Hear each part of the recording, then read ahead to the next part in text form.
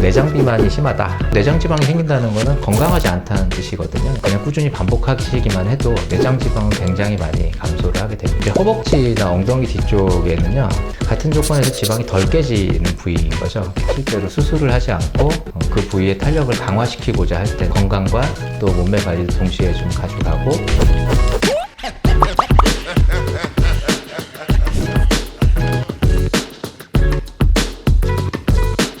안녕하세요 여러분, 메모리TV의 생킴입니다. 제가 봤을 때 여자분들이 많이 이제 고민하는 부위 중에 하나가 이제 팔뚝 아래쪽, 팔뚝 아래쪽 살의 처짐?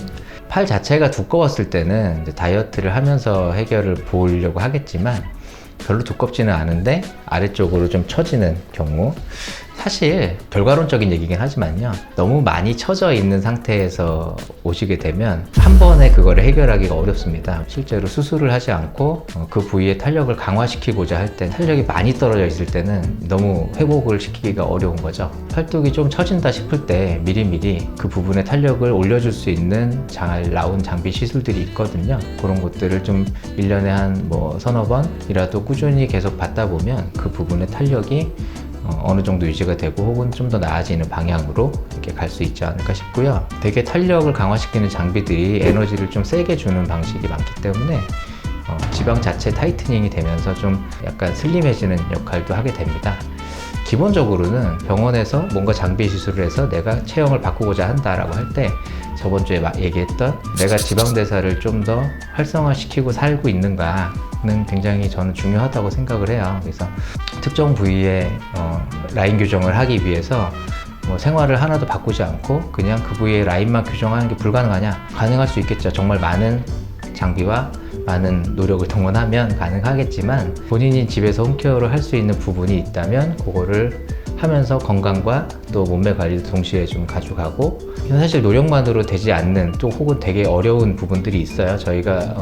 저도 이제 운동을 많이 하고 좋아했지만 정말 연예인이나 TV에 나오는 운동선수처럼 몸을 만든다는 거는 굉장히 어렵습니다. 그래서 그런 과정을 굳이 모든 사람이 다 할 수 있다고 생각하지는 않고요. 어느 정도 하루에 한 30-40분 정도의 권장되는 운동을 내가 하고 일반적으로 건강상에서 필요한 점들을 좀 지켜나가면서 살고 있다라는 점, 그 정도 수준에서 볼 때, 근데 나는 어느 정도 체형 관리를 하고 싶다라고 할 때 지금 말씀드리는 장비 같은 시술의 도움을 좀 받을 수 있다는 거죠. 피하 지방층에 에너지를 줘서 직접적으로 콜라겐 생성을 유도한다든지, 아니면 지방 타이트닝을 좀 유도한다든지, 셀룰라이트가 있는 지역에 결체 조직, 단단하게 잡혀있는 그런 섬유 조직을 좀 부드럽게 풀어준다든지 완화시켜준다든지 지방 순환을 증가시켜준다든지, 그런 이제 시술들은 각각의 다 목적이 있습니다. 그 목적이 그냥 단순히 요즘에 유행하고 있는 비만 장비가 뭔데 내가 지금 어디가 고민이니까 거기를 한번 받아볼까, 이렇게 접근하기보다는 장비라는 것 자체는 다 목적을 갖고 있기 때문에 내가 지금 고민이 되는 부위가 팔뚝인데 그 부분에 문제가 되는 게 탄력의 교정이냐 혹은 지방을 줄이는 목적이냐에 따라서 어떤 장비를 선택하는 데 있어서 좀 차이가 날 것 같습니다. 좀 일반적으로 이제 팔뚝 같은 경우에 탄력 강화를 시키겠다라고 하면 저희가 이제 고강도 집속형 초음파 장비를 사용해서 팔뚝에 에너지를 좀 세게 줍니다. 팔뚝에 에너지를 세게 주게 되면 그 부위에서 내부 연부 조직이 좀 이렇게 위축되면서 탄력이 강화되게 되고요.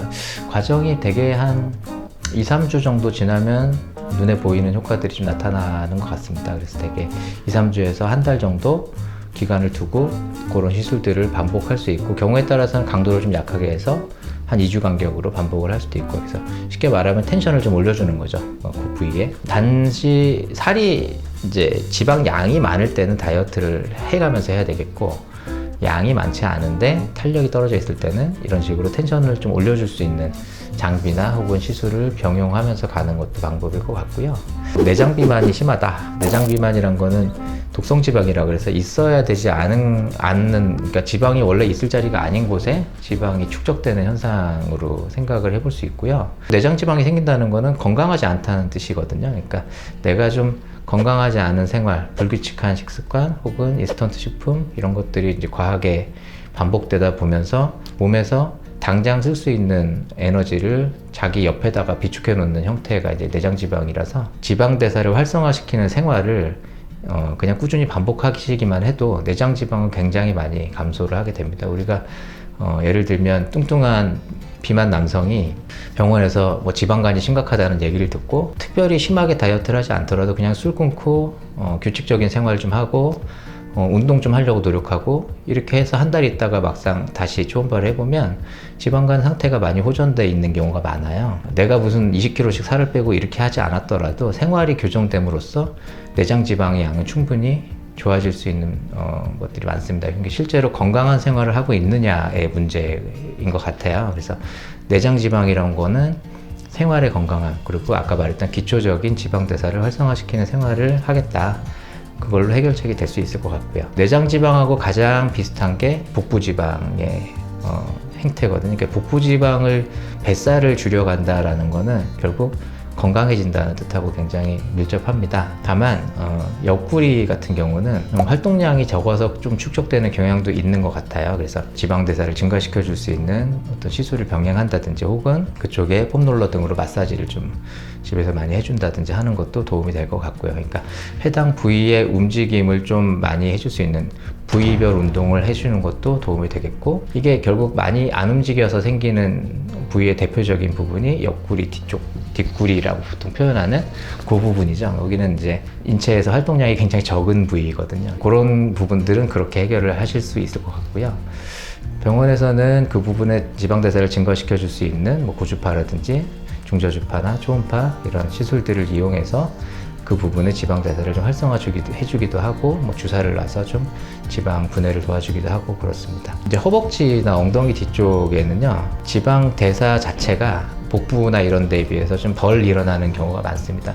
같은 조건에서 지방이 덜 깨지는 부위인 거죠. 게다가 앉아있고 이제 생활하면서 그쪽 부위에 지방 순환이 잘 안 되고 결체 조직이 딱딱해지면서 셀룰라이트가 잘 축적되는 부위고요. 셀룰라이트가 생기게 되면 림프 순환이 되지 않기 때문에 그쪽에서 지방이 계속 축적되는 거죠. 들어가긴 들어가는데 나오질 못하는 거죠. 그래서 쉽게 말하면 그 부분에 어떤 지방을 그냥 분해시키는 주사를 넣는다고 하더라도 생각보다 잘 줄지 않는 경우도 많습니다. 그래서 셀룰라이트라는 조직 자체를 좀 풀어줄 수 있는 그런 의학적인 접근이 좀 필요할 것 같고요. 집에서는 림프순환을 증가시켜 줄 수 있는 폼롤러 마사지, 그런 것들을 운동하면서 같이 해주면 좋을 것 같습니다. 여성형 하체가 있는 여자분들의 허벅지가 좀 딱딱하게 셀룰라이트가 동반된 경우는 단편적인 접근으로는 해결이 그렇게 잘 되지는 않는 것 같아요. 지방이 좀 배출이 돼야 되기 때문에 다이어트도 같이, 지방 대사를 증가시키는 생활 습관도 같이 다 병행이 돼서 전체적으로 스텝이 다 맞아야